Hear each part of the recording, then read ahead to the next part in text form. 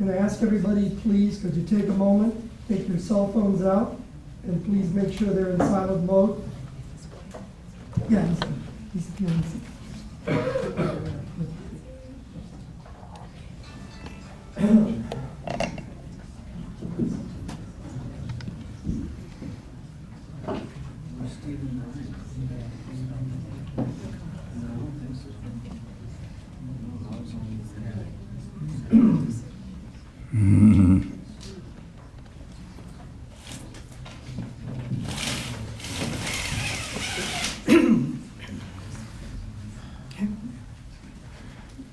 Death has claimed Marsha, Gail Wachler, Bonnie Wachler, thus reminding us of our own mortality. Our days on earth are limited. We know not to whom the morrow belongs. Yet we often postpone for the future deeds which should be performed today. We wait too long to show kindness, to speak words of gratitude and concern. We wait too long to set aside hatreds, to banish petty grievances and resentments. We wait too long to forgive the hurts we have suffered and to ask forgiveness for those we have inflicted. We wait too long to set aside selfishness, to give of our time and to share our bounty. We wait too long to expand our horizons, to enlarge our minds, to nourish our souls. We wait too long to make the most of our gifts, to nurture creative spirits, to strive for growth. We wait too long to give the love, which may no longer be needed tomorrow. We wait too long to discipline ourselves, to master and take charge of our lives. In tribute to Bonnie's memory, let us now resolve to wait no longer, to delay no more. Rather, let us begin to do now the good things which can be done today. Amen. Psalm 121. Shir l'madot esaynai el harim me'ayin yavo ezri. I will lift up mine eyes unto the mountains, from whence shall my help come? My help cometh from the Lord, who made heaven and earth. He will not suffer thy foot to be moved. He that keepeth thee will not slumber. Behold, he that keepeth Israel doth neither slumber nor sleep. The Lord is thy keeper. The Lord is thy shade upon thy right hand. The sun shall not smite thee by day, nor the moon by night. The Lord shall keep thee from all evil. He shall keep thy soul. The Lord shall guard thy going out and thy coming in from this time forth and forever.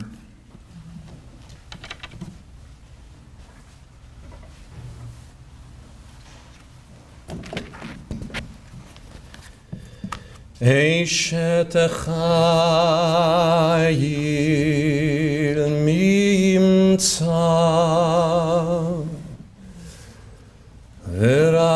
ורחוק מפנינים מכרה בטח בלב בלה ושאלה לא יחסר גמלת הוא טוב ולא רע כל ימי חייה כפה פרסה ליני וידיה שילחה לאביון עוז והדר לבושה ותשחק ליום אחרון פיה פותחה בחוכמה ותורה דחסד על לשונה צופיה הליכות ביתה ולחם עצלות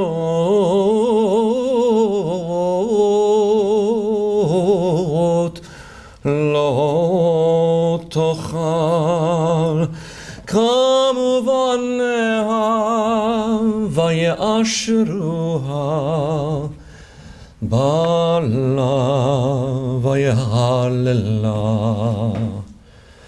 רבות בנות עשו חיל ויד עלית על כולנה שקר החיים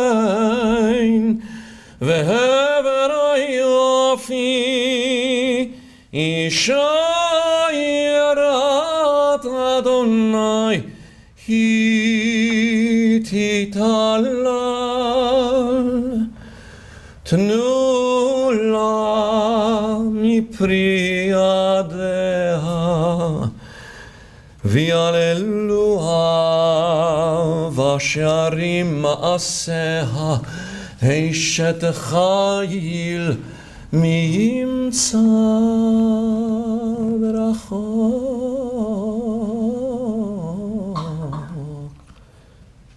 מפנינים מחרה. Those words from the book of Proverbs. What a precious find is an Eshet Chayil, a woman of valor. Her worth is far beyond rubies and lacks no good thing. She opens her hand to the needy and extends her hand to the poor. She is clothed with strength and splendor. She looks to the future cheerfully. She opens her mouth with wisdom. Her tongue is guided by kindness. She oversees to the activities of her household and never eats the bread of idleness. Her children come forward and bless her. Many women have done superbly, but you surpass them all. Charm is deceitful and beauty is vain, but a God-revering woman is much to be praised. Extol her for the fruit of her hands. Wherever people gather, her deeds will always speak her praise. Eshet Chayil.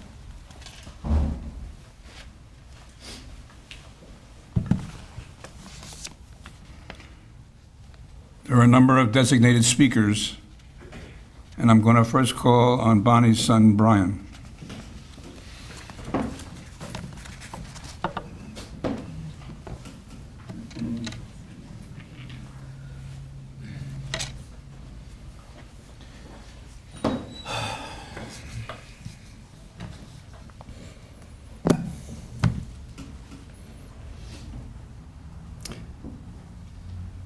I just had this flash in my mind the last time I was up at a podium like this with a microphone like this was my bar mitzvah. It's kind of a weird little flash there. Someone once remarked, "You won't remember what people said, but you will remember how they made you feel." My mom made me feel confident, unconditionally loved, a love for animals, special, lucky, a love for family, safe, and responsible. Here's an example of how she made me feel confident like a superhero. As a kid, when I picked a 1,000-piece puzzle or a complex model airplane to build, she never said, "Oh, that's too advanced, you can't do it." She nurtured me with, "Wow, you can do it." And that enabled me to do it. She always made me feel confident.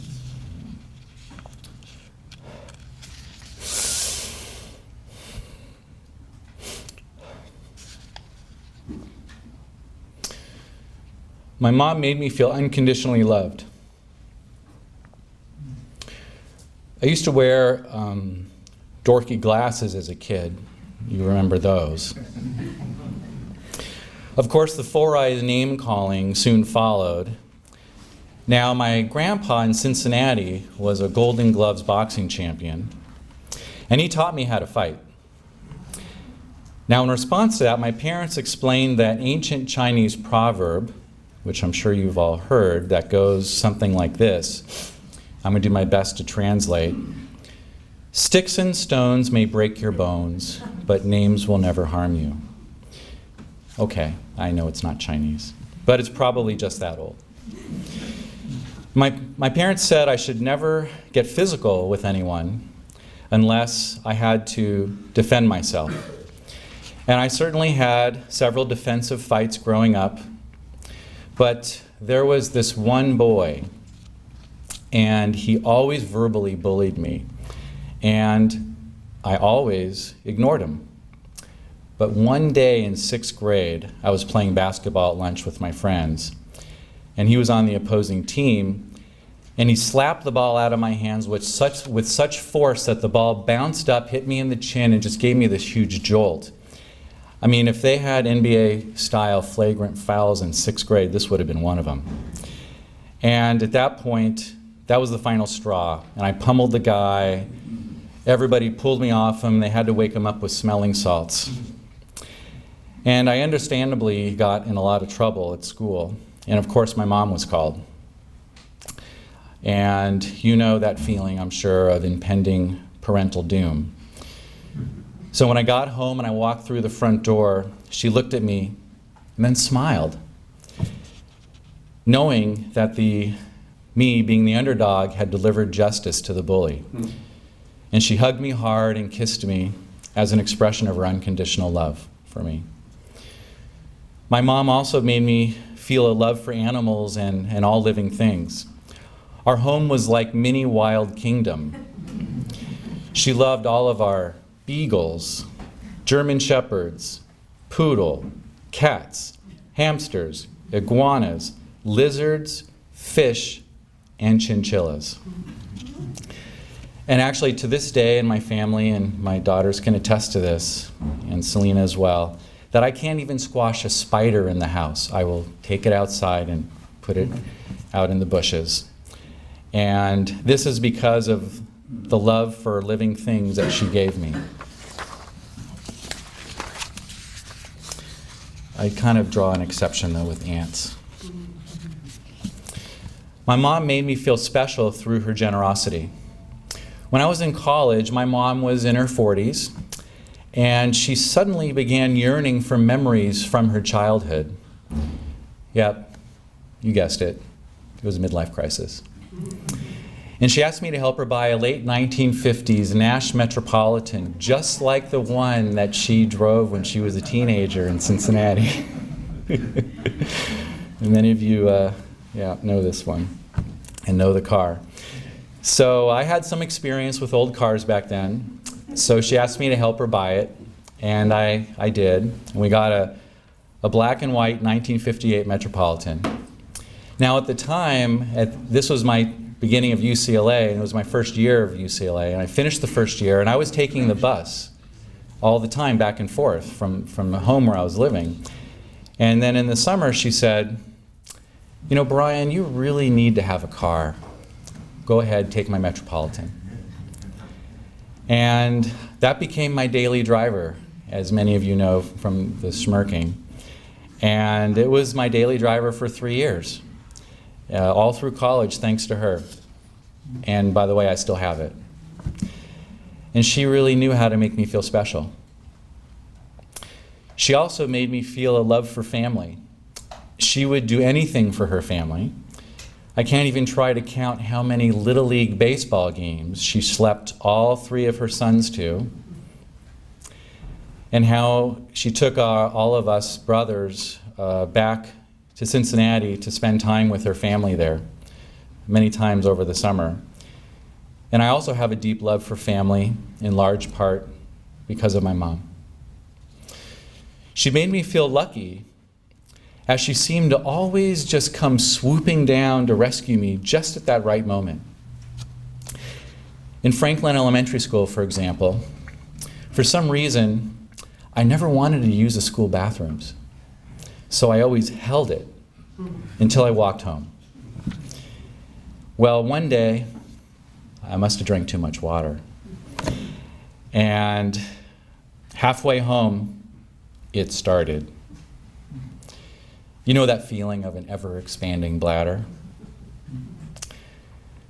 So there I was at the corner of 26th Street in Montana, in agony, I bared down with all my might, but alas, it was in vain. My mini pelvic floor muscles were no match against the fluid pressure. I felt that unmistakable warmth, sensation streaming down my right pant leg that etched a dark vertical line all the way down from the top of my tough skins down to the bottom. But my nightmare wasn't over yet, because I looked down in horror to see the slowly dark, wet circle in the concrete spreading out from the epicenter of my foot. I faced the most embarrassing moment in my life, walking home with obviously soiled clothes. Just then, my mom pulls up in her car at the corner, rolls down her window and says, "Brian, would you like a ride home?" This is just one example of how she always made me feel lucky. My mom also made me feel safe growing up because she often made many sacrifices for the betterment of her family. When she and my dad, unbeknownst to me, were having marital problems, my mom and dad decided that they would sacrifice their own needs and desires in order to raise their 3 boys together. When I came home, I always felt safe, no matter what adversity was happening to me at school. My mom also made me feel responsible for my actions. My parents subscribed to the parenting philosophy of natural consequences for children, which is largely taught from the book Children, the Challenge. And an example of natural consequences and how my mom used it to instill responsibility in me is this. As a young boy, I used to burst her bedroom door wide open while she was sleeping and yell, "Batman, Batman, Batman." She was constantly sleep deprived because of me. And despite of all of her scoldings, I kept up my ritual unabated. Then her good friend Lynn Hooker, who's here with us today, gave her some advice on how to handle me. Do you want to know what happened? Yes. Yeah, okay. Well, like clockwork, the next morning, I threw her door open, followed by, "Batman, Batman, Batman." And then she acted out what happened next. She sleepily put on her robe, dragged herself to the kitchen, made her coffee, sat at the kitchen table, and just pretended to be in this daze. Well, eventually I said, "Mommy, where's breakfast?" And she said, "Brian, I am just not getting a good night's sleep, and I'm just too tired to make breakfast." So I went without breakfast that day. And guess what? I never again woke her up early.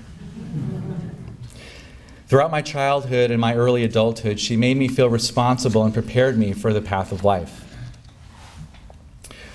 While I won't remember all of her exact words, I will always remember how she made me feel. I would not be who I am today without my mom.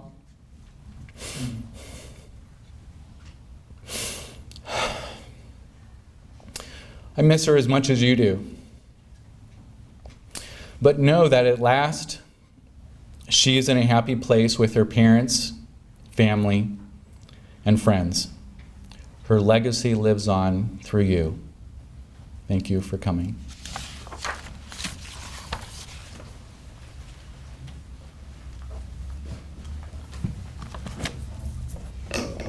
Son Darren.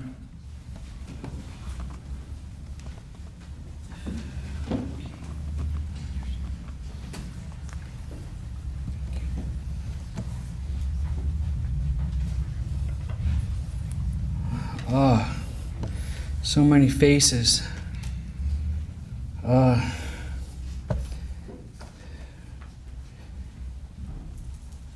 I'm crushed. I lost my best friend. I lost my mother, my advisor, my supporter.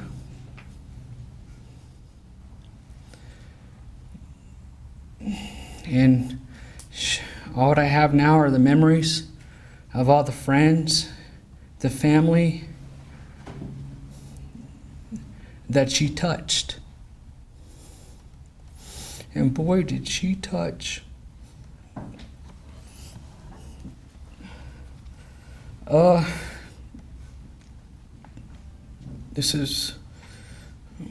didn't write anything. I didn't prepare anything. I'm having a hard time even thinking about things. But somehow, some way, knowing that she really did all she can do to raise 3 boys in that house on 823 Yale Street in Santa Monica. And she was super mom. She juggled everything, including the books. And just on a personal note, when I decided to go into the military, the recruiter came to the house with Dad and Mom. We all sat down in the living room that we had, and Mom wasn't too keen with me going into the military. I was 82nd Airborne, but I said to my mom I wanted to do something different. I wanted to honor the country, and also my father's brother Murray was also in the Army, military as well.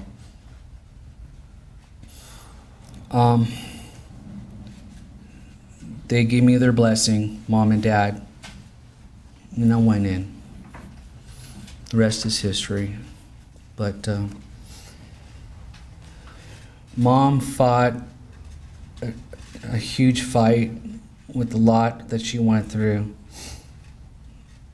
And even though she was in a lot of pain and suffering, she was also there for the family and friends, and she was big on Facebook. And even though I don't have Facebook, but I know that she was big on Facebook and all the other stuff. And she was big on family, her brother, Uncle Jeff. She was she talked about you a lot. She's very, very happy about that, and her grandpa and grandma and Brian she was extremely proud of, and Stephen and me. She was, it was always an adventure, I guess, still is, but she was very supportive, and it's just like I'm kind of lost for words, but I just thank you all for coming, and I wish we all didn't have to be here, but my mom was 74 when she passed, and I'm never going to say goodbye. Never.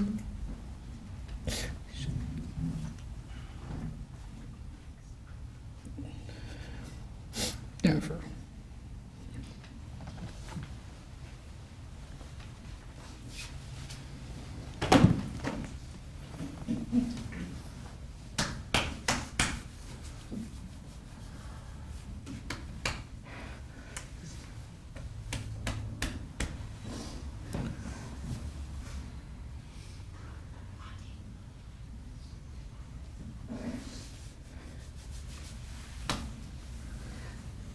Son Steve.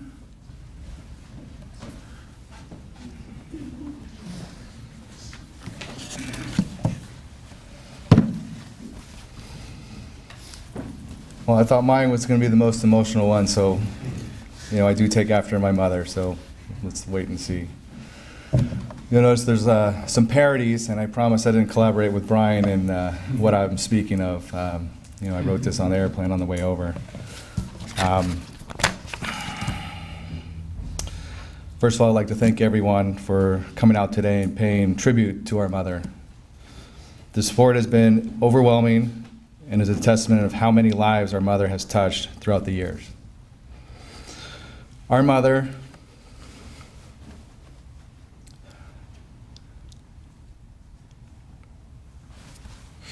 your friend, your grandmother,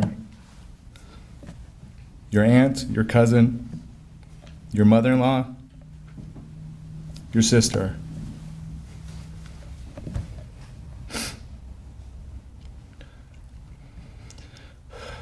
is in a better place.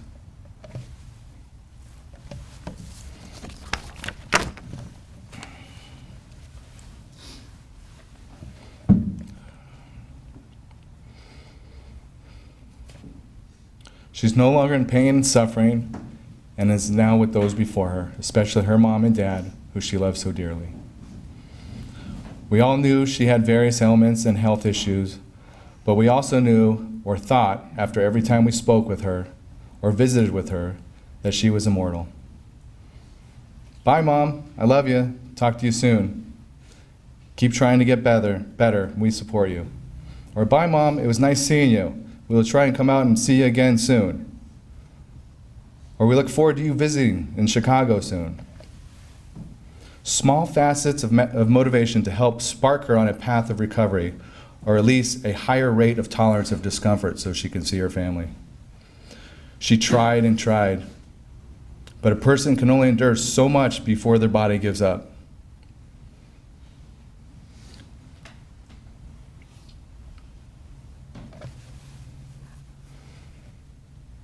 We knew it was a matter of time.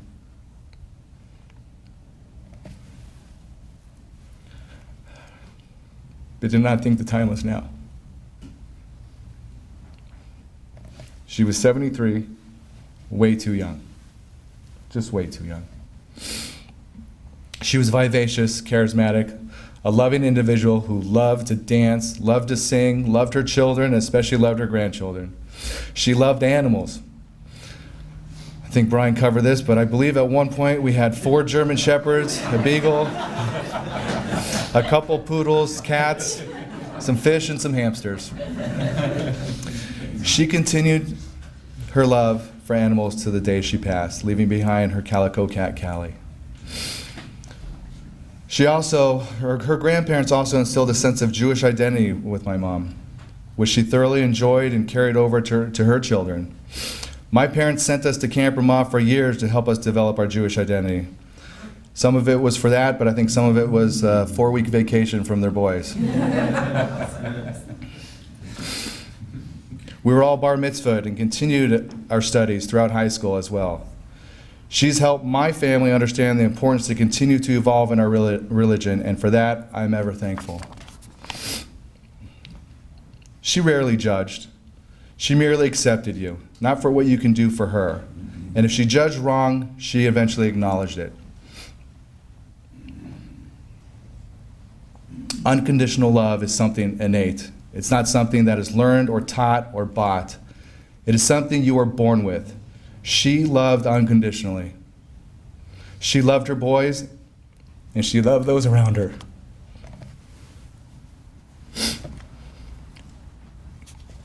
Unconditionally. She unconditionally loved her brother Jeff, her niece Allison, her nephew Jeremy, who are with us today. There were a few incidences in my life. I was grateful that she loved me unconditionally.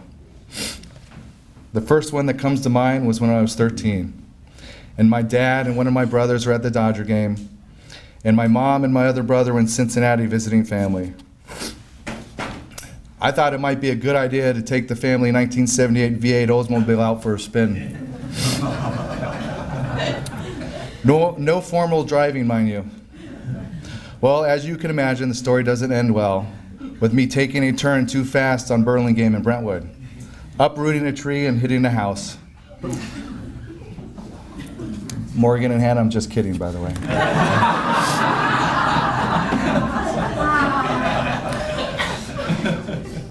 and hitting a house.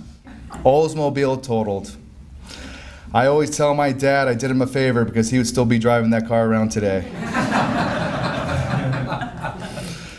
My mother's only concern at that moment was to make sure I was okay. Not the tree, not the house, not the car. Unconditional love. And of course, a new car. Tangible items can be replaced. The second one that comes to mind was when I was a little younger, and I always wanted to play catch in the backyard with whomever or whenever. I just wanted to throw the baseball.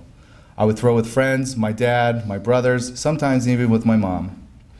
But with all that throwing and windows behind the person I was throwing with, well, it was inevitable that a window or two or several had a baseball coming through it from an errant throw from me. Well, in Mom's fashion, she would always be alarmed when she heard the crash of the window, and she came running to make sure we were all okay. Understanding first and foremost I needed to clean up the mess, and secondly, I'd be helping my father replace that window. And then they're spraying a long-lasting relationship with Swartz Glass Company. She never became angry, but one particular occasion, she turned to me and said, "I'm glad to see that your arm continues to get stronger, but can you now work a little harder on your accuracy?" Unconditional love. She loved her boys unconditionally, and was happy about their successes and sad about any failures. She supported her boys each and every endeavor they pursued, trusting our judgment and rarely questioning it. She was the quintessential queen of unconditional love. She wanted nothing more for her boys to be happy.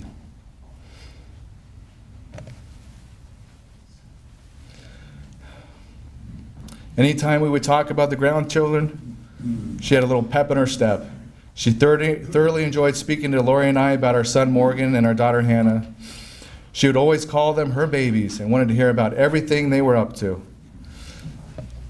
We loved hearing the conversations between Bubby, Morgan, and Hannah. At times we would try and FaceTime with her as well, especially during their softball and baseball games, so she could see them play, which eventually became increasingly more difficult and confusing to her the last couple of years. I would constantly send her pictures of Hannah and Morgan, and rest assured, 2 minutes later, she'd be calling me about the pictures. You see, though she had faults, as many of us do, she only wanted to be loved unconditionally as well, and as well. Who doesn't? Her and my father did an exceptional job of raising us 3 boys, providing us with the essentials to life to be able to contribute to society in a positive way. She took great pride in her boys and would beam loud and often about our contributions to society. One of the things she always consistently said to me, "This is no dress rehearsal. You should live life to the fullest while you can." Well, unfortunately, that was not the case for her with the relentless ailments that she became plagued with throughout the years. If she could, she would do all the things she wanted to do. She is absolutely right about living your life to the fullest. And she is unfortunately a recent example. You never know when it's your time. Always end your conversations with those closest to you. "I love you," on your way out the door. Or "I love you," when you got home. I would do anything for one more "I love you, Mom."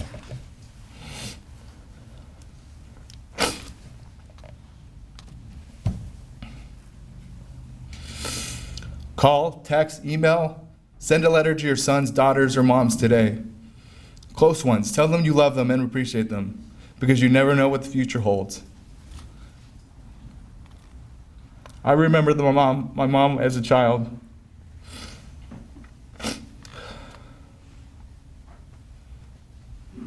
Never missing a baseball game. Always there videotaping. I remember the mom that would always give me big hugs and kisses throughout my life. I remember a mom who loved to laugh out loud. I remember a mom who loved talking about the Lakers and me only wanting to talk about the Clippers. I remember a mom who loved watching Tiger Woods. I remember a mom who loved her family, and I remember a mom that loved Lori, loved Hannah and Morgan, and loved me.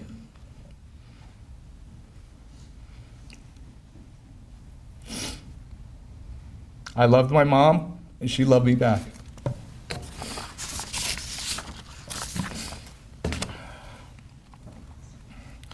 Baruch atah Adonai Eloheinu melech haolam, Dayan ha'emet. Blessed are you, Lord, our God, King of the universe, the true judge. Amen. Thank you for coming.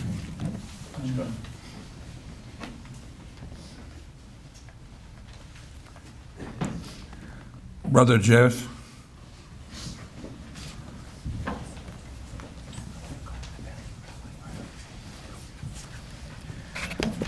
Well, this is a very difficult time for us. Brian asked me to say a few words about our childhood together and try to impart some funny stories that we had.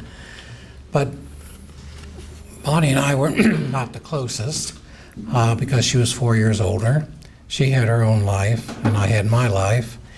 And she ended up deciding that Cincinnati was not going to be part of her life in the future. So after she finished a year at school at Ohio State, she decided that she wanted to come to California. And of course, my dad was not at all enthralled with that concept because she had no profession, she had nothing that she knew how to do, and where was she going to go and where was she going to live? But Bonnie was very interesting because she had a very strong will about her. And she also had a very strong mother that supported her. And so my mother supported her coming out to California. And she had nothing to come to. There was no job, there was nothing. She was just going to come out here and establish a life. So it's very interesting when you look back on that concept of coming out here without anything at the age of 20, 21, and not having anything to do. And she decided she was going to make a life out here. And I think the testament to her life is what she did out here. Because she did so much more out here than she ever could have done in Cincinnati. She met Stanley. They had a very successful salon business together. And of course, she raised 3 wonderful children that went on to establish her concept of what life is about.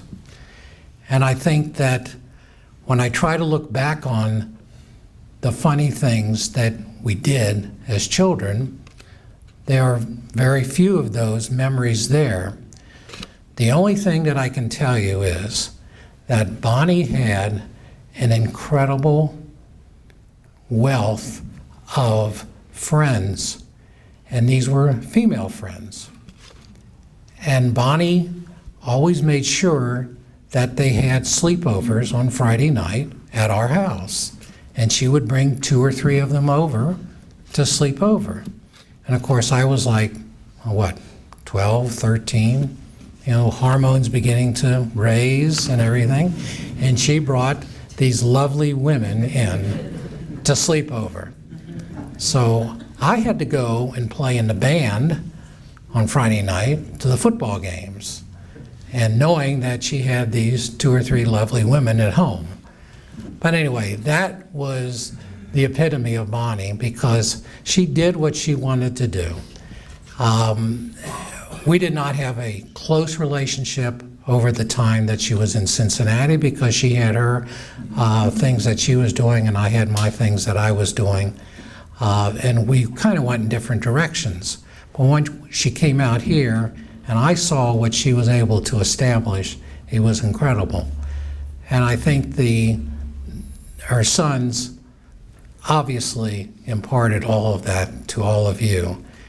And for that, we will miss Bonnie. We'll miss her direction, her organizational skills that she had. The unfortunate thing is that, as was mentioned, she unfortunately did not get to live the kind of life that she should have enjoyed in her later years.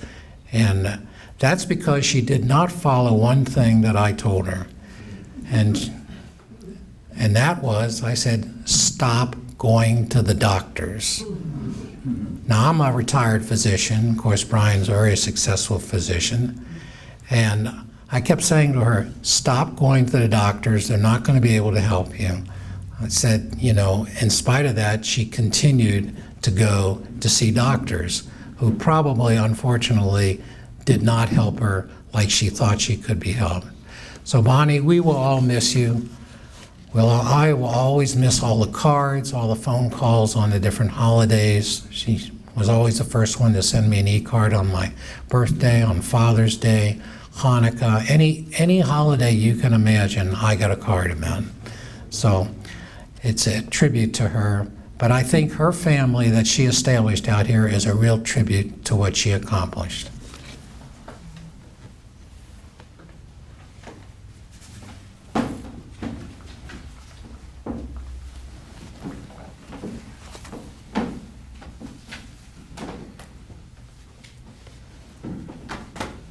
Granddaughter Michaela.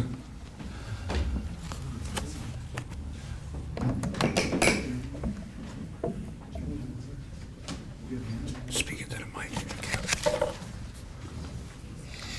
Michaela. If you didn't know, I call Bonnie Bubby, so yeah. This is a speech that I wrote for my amazing Bubby. Every month she would send me a kids magazine called Highlights. It was fun.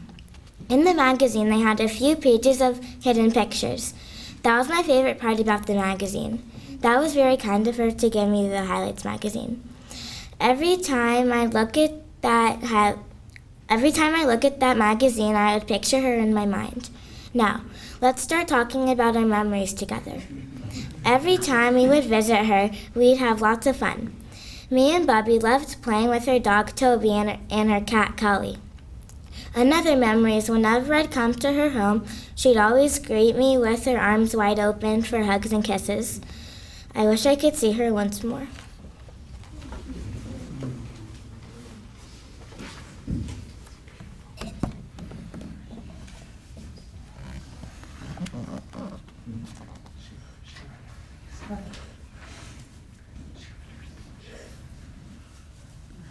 Does anyone else want to share a memory? I'll pause for a few moments.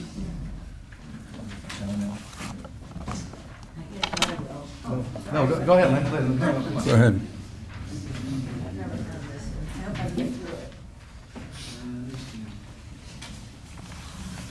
Where's this Kleenex? Bonnie and I were kids together. We were kids together in Ohio. She was my oldest friend. And I don't have any special, I just have one, I guess, memory. I don't know why this comes to mind, but when I see Jeff, I haven't seen it in a lifetime. I left that for you. I'm reminded of a story when Jeff was such a pill.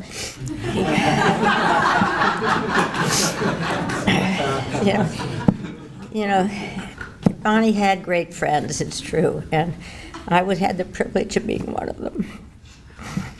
And I was over at the house one day, and I was, I don't know, probably 9, which would make you 4 years younger. I thought you were a little closer even. You can do the math. I'm not sure I can right now. Anyway, we were up there in the bedroom, and here's Jeff again. He was constantly bugging us. And we girls know, we do not like these younger brothers hanging around like this. So, Bonnie put up with it, but I'm just like, we got to get rid of this guy. So I pushed him. And I'm not sure this is his recollection, but I pushed him down, and son of a gun, he fell and he hurt he cut his head, and you know how heads bleed. It's probably why he became a doctor. I don't know. And I think your dad came up and he slapped me in the face, and I ran out of that house and I hid the whole day. I thought the police were coming after me. But anyway, it was quite a time. I think I still see that scar on you. That family put up with a lot with me. But you know, when you brought up her organizational skills, I taught Bonnie how to play mahjong. And we had so many players because she had so many friends that we couldn't get them all in one game, in one evening. And I remembered about this as you were talking about her skills. She built a chart. To this day, I wish I had one. It was amazing. She managed to get everyone to play by the second week, and she had it so organized that it was unbelievable. To this day, I don't know how she did it, but she really did have those skills, you know. And anyway, I don't know what I'm saying. I'm just going to miss her dearly. And she was a great friend. Those of you who knew her well were blessed. And I count myself among those.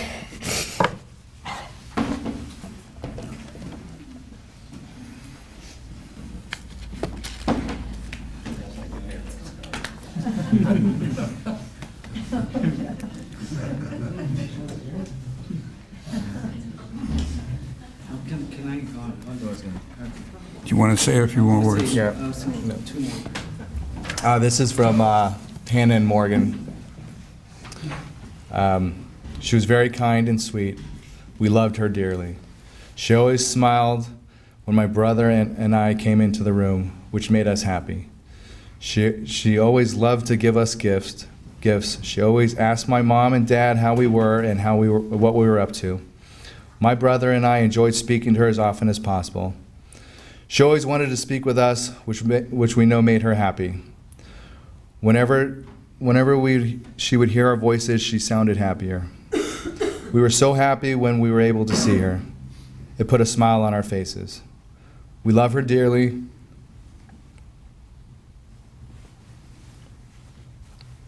We miss her.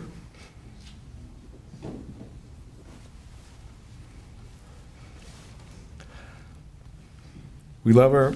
Can't even see it. We love her with all our heart. We love you, Bubby.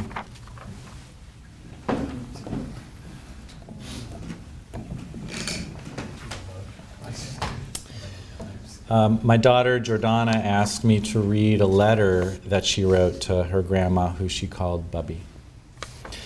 A message to my beloved grandmother. Thank you for everything that you have done for me.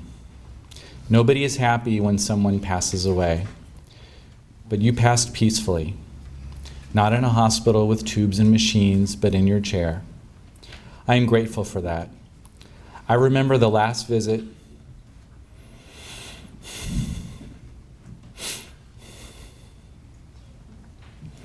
Just you, me and Dad, playing games.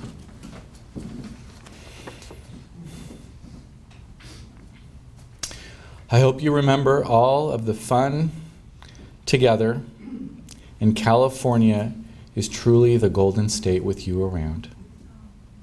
Your smile lights up the room. Now that you have risen upon the heavens, you can watch over my world and help the next generations enjoy the world as you once did. I love you.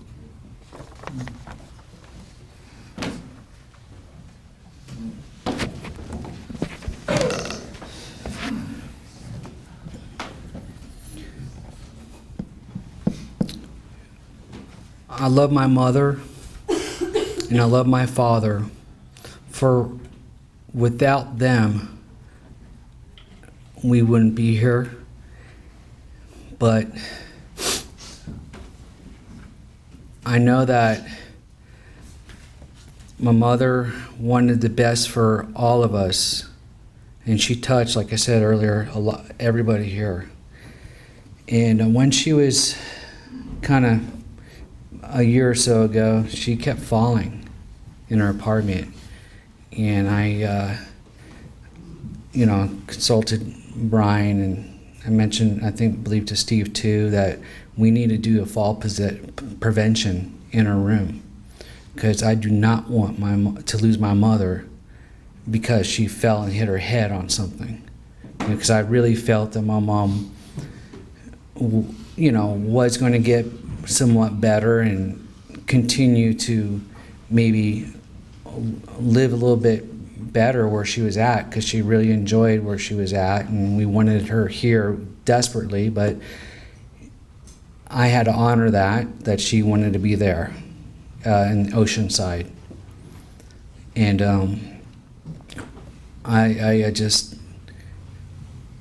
I'm so grateful that she passed the way she wanted to, not because of a fall, not because of any other way. And I love her with all my heart. And my Arcelia, my girlfriend, and her were quite close.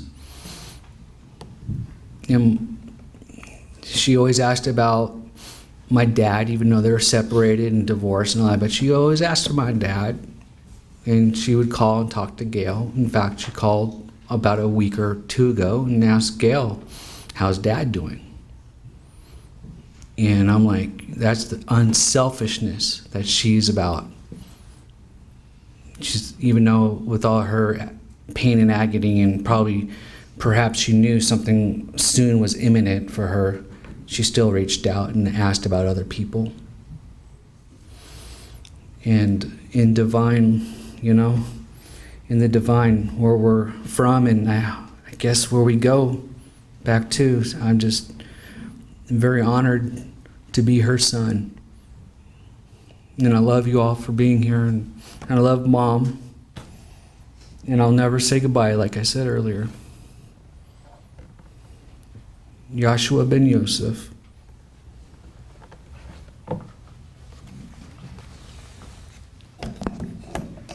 Anyone else?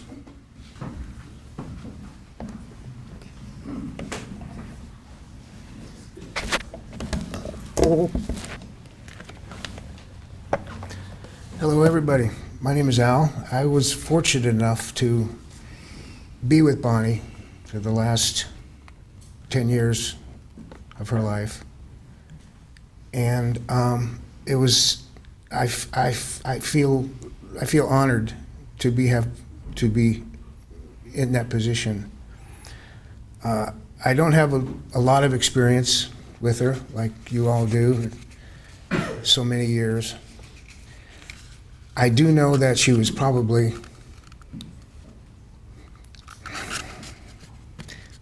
the strongest woman that I've ever met in my life.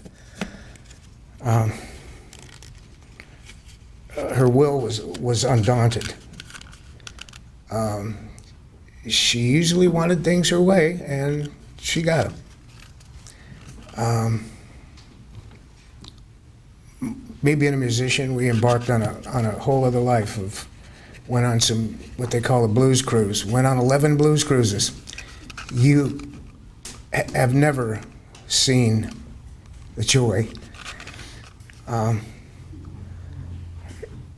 in a woman getting up in front of us on the dance floor and didn't care if she was dancing with anybody or not. Just let it go. Just let it go. And that was her philosophy. Just have all the fun you can while you can.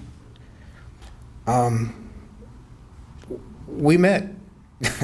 We met on J-Date, and that's always kind of a crapshoot, And but this worked out. It worked out. It just got to the point where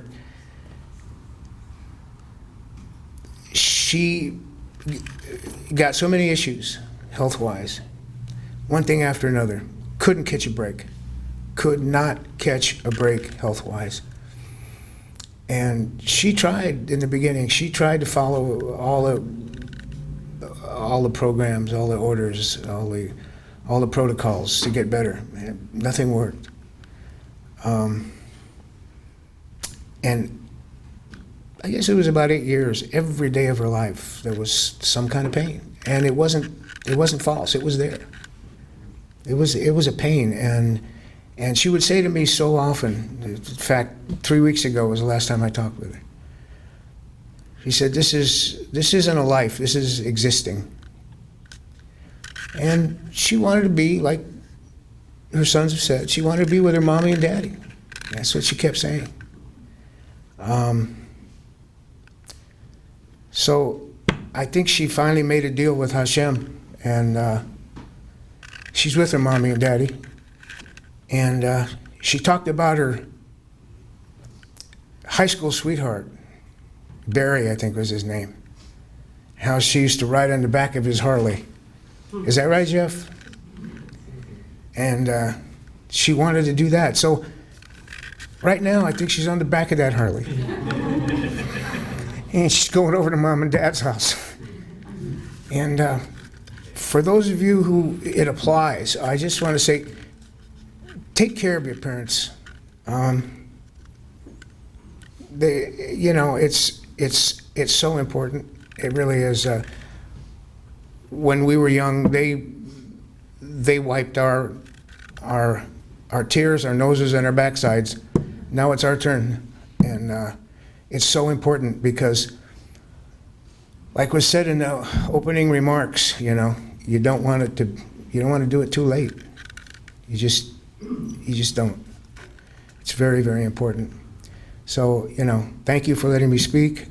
She made a huge, huge difference in my life. And meeting you guys is an incredible treat. The kids, I thank you for that.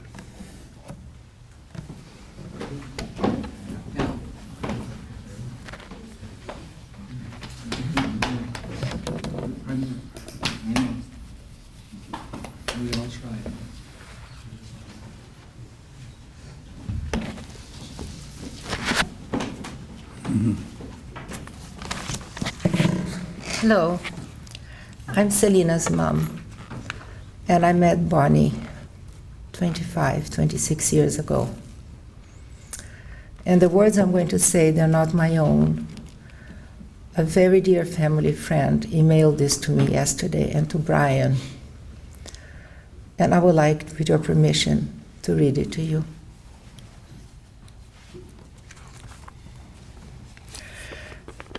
For the grandchildren.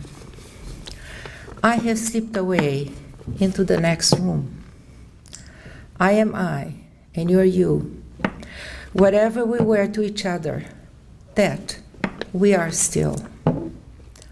Call me by my old familiar name. Speak to me again and again in the easy way which you always used to. Put no difference in your tone, wear no forced air of solemnity or sorrow.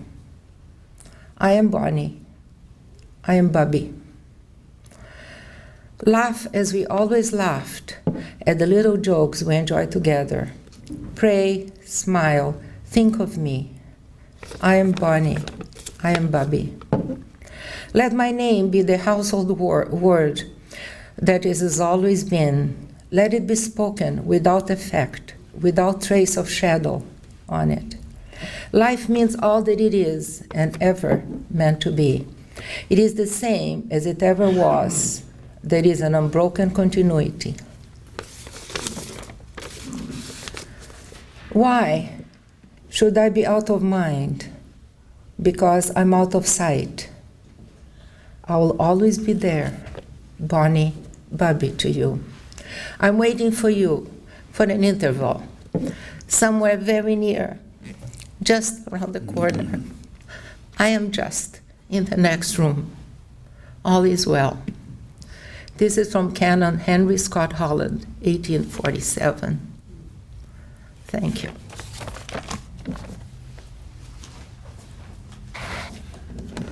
Anyone else?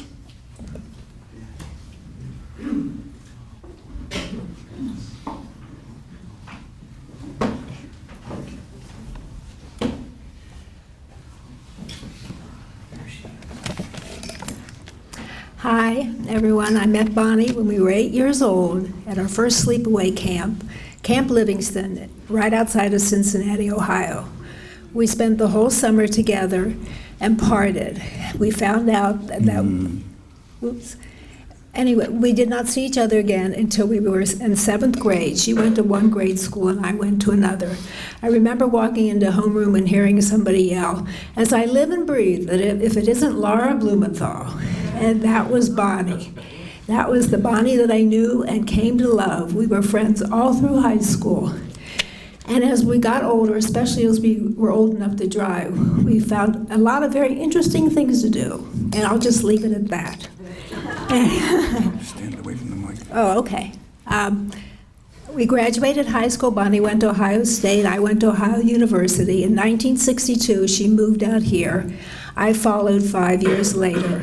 By that time, she was married and had Brian. And I can remember holding Brian in my arms and telling him, "You're going to be a tall Jewish doctor." I'd rock him in my arms and I'd say, "Tall Jewish doctor." Well, the Jewish part was a given, but the tall and the doctor, I guess it worked. What have I got to say? I kind of slacked off with Darren and Stephen, but I was always proud to be with them. And I remember a time when Darren was very young and he was trying to grasp the concept of humor. He didn't quite have it, and he kept running into the living room trying to tell a joke. And it was a very interesting story, but there was no humor to it. So we'd give him a couple of pointers, he'd disappear, and he'd come back. And the next time the story was much better, but it still wasn't funny. So the third time he came back, and by golly, he had it. He had put the twists and turns in it. He told the story, and it was just wonderful. We both laughed, and Bonnie was so proud of him, as she was of all of her children, and he ran away, and he was just the happiest guy. He understood humor. I can remember a time having dinner with Bonnie and Stanley when Bonnie and Stanley were trying to teach Stephen to take his plate to the sink. She was determined that he was going to do it, and he was just as determined that he was not. We sat there and sat there. I was about to jump out of my skin and sat there. And finally, after about what seemed like an eternity to me, he climbed off the chair, picked up his plate, and took it to the sink. I thought I aged 40 years in those few moments. It was just amazing. And she was so supportive and so excited and so happy for all of their accomplishments, always. They went on. I think she spent the next 10 years in the car, taking them to all of their activities, to Hebrew school. Every time I talked to her, she said, "I just got home, I just got home, I just got home." But she turned out 3 fabulous sons. Over the years, our relationship changed. Our conversations got deeper. We shared our heart and bared our souls. And toward the end, we never say goodbye to each other without saying, "I love you." As you've heard, Bonnie wanted to go home to her mother and father. That was her hope and her wish. It is my hope and wish, too, that that is where she is now, happy and pain-free. Thank you.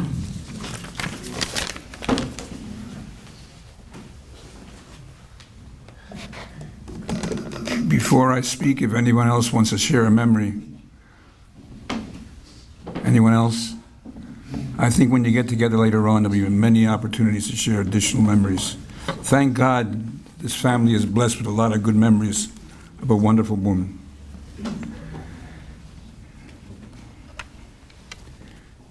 You know, every great religion teaches a sense of immortality. And in Judaism, we remind ourselves that there are 2 dimensions of immortality, each equally important. The future world, that's in God's hands. We can't control that. But the immortality of this world is in our hands, and that's the immortality of memory. As long as you have the kind of memories that we shared here of Bonnie today in your heart, then she lives on as long as you're alive. And to me, that's the most eloquent definition of what immortality is all about. I wonder if you ever watched an artist paint a picture. And as you stand there, you marvel at the ability of the artist to capture the scene before him on the canvas with brush and with oil. Just when it seems the artist has completed the masterpiece, he takes the brush and with cold additions, he shares memories on the canvas. Now, what's the difference between a canvas paint and a brush and a masterpiece. Well, the artist knew. It's a sense of perspective.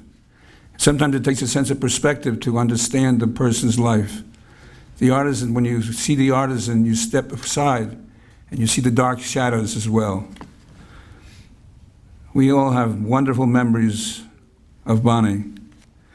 We want to express our condolences again to Stanley, to the 3 sons, to Brian and his wife Selena, to Darren, to Steve and his wife Lori, the 4 grandchildren, Michaela, Jordana, Hannah, and Morgan, brother Jeff and his wife Deb, niece Allison and her husband Mark, nephew Jeremy and wife Lucy, and all of you who are part of extended family for Bonnie. Bonnie had so many friends, and what was interesting is she made all of them members of her family.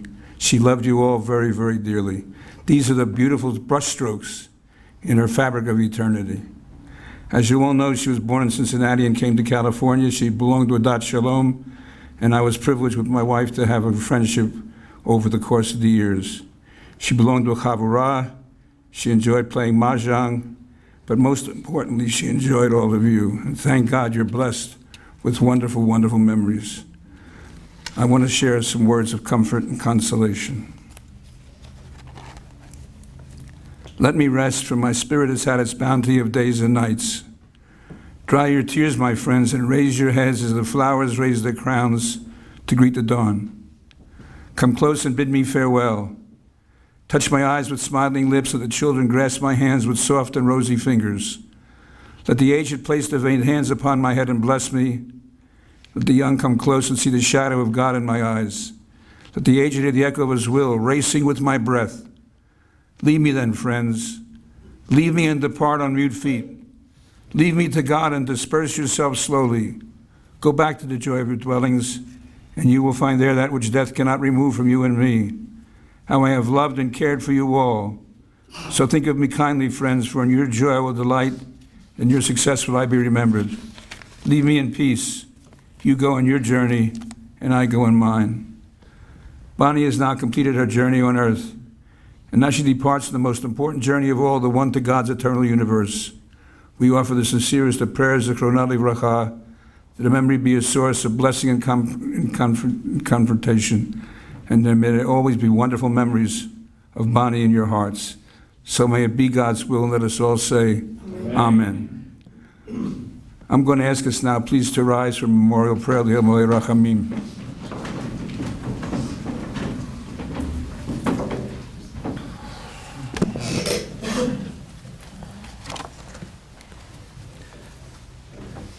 El Molei Rachamim, Shechein Bameromim,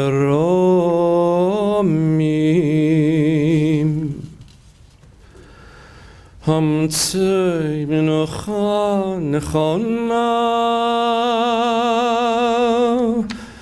Tachat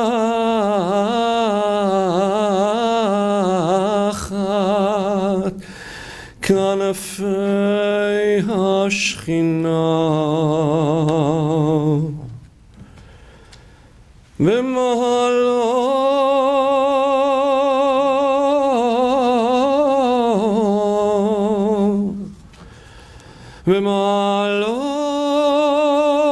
Kedoshim Utehorim Kezor Rakia Mazhirim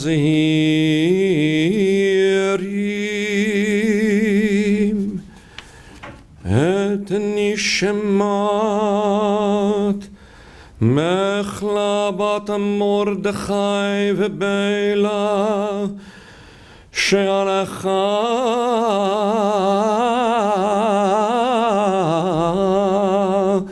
Le'Yov Olama Began Eden Etei Menuchato Lochein Bal HaRachamim יסתיריה בסתר כנפיו לעולמי.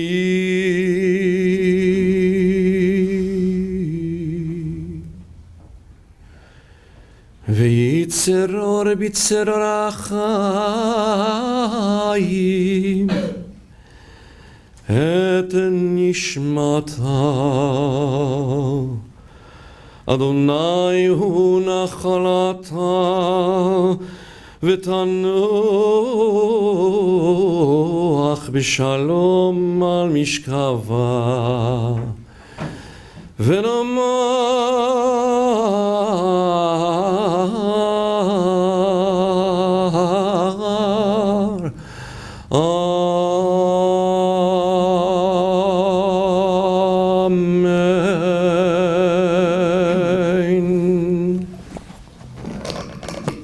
Merciful God, who dwellest on high and art full of compassion, grant perfect rest beneath the shelter of thy divine presence, among the holy and the pure who shine as the brightness of the firmament, toward your departed and beloved Bonnie Wachler, who has gone to her eternal home. May her soul be bound up in the bond of eternal life, and grant that her memory inspire us to noble and consecrated living. And let us all say, Amen. Amen. Many of you received copies of the memorial pamphlet when you came into the chapel. If you please turn with me to the back page, Psalm 23. In memory of Bonnie, I want us to read together the 23rd Psalm. Together, the Lord is my shepherd, I shall not want. He maketh me to lie down in green pastures. He leadeth me beside still waters. He restoreth my soul. He guideth me in straight paths for his name's sake. Yea, though I walk in the valley of the shadow of death, I shall fear no evil, for thou art with me. Thy rod and thy staff, they comfort me. Thou preparest the table before me in the presence of mine enemies. Thou hast anointed my head with oil, my cup runneth over. Surely goodness and mercy shall follow me all the days of my life, and I shall dwell in the house of the Lord forever. Amen. You may be seated.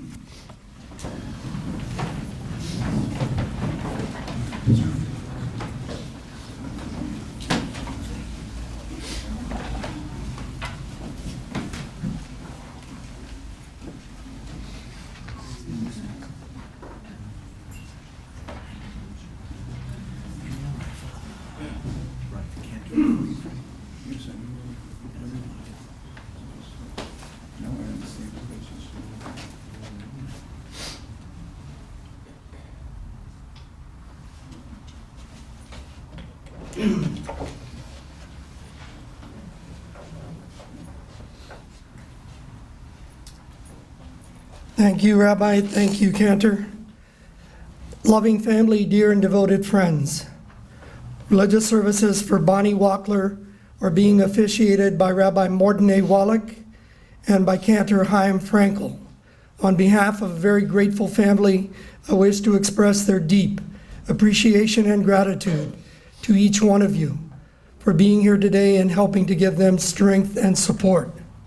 The family has asked that anyone who wishes to make a donation in Bonnie's memory, it would be greatly appreciated if you made it to the ASPCA.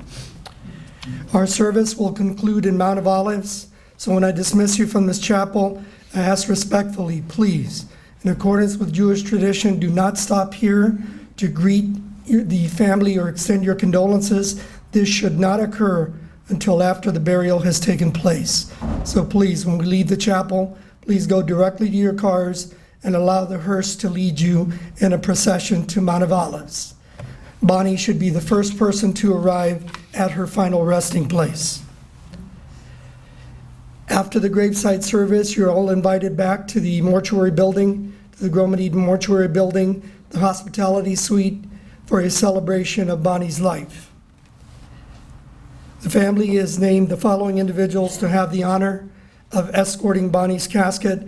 Gentlemen, as your name is called, if you could please rise, exit through the side doors, and assemble at the front entrance to the mortuary building. The casket will be brought to you. Active casket bearers are Brian Boxer Wachler, Darren Wachler, Steve Wachler, Jeff Waxman, Jeremy Waxman, and Allison Jacob. Please rise. At this time, could I ask everyone in the chapel to please rise?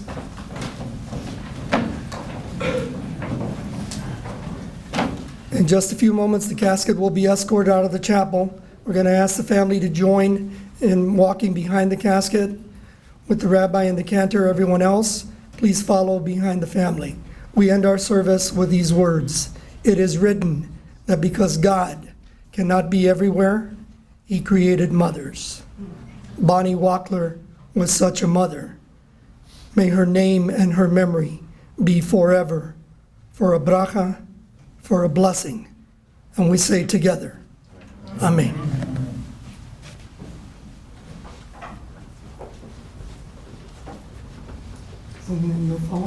Please with the rabbi and the cantor.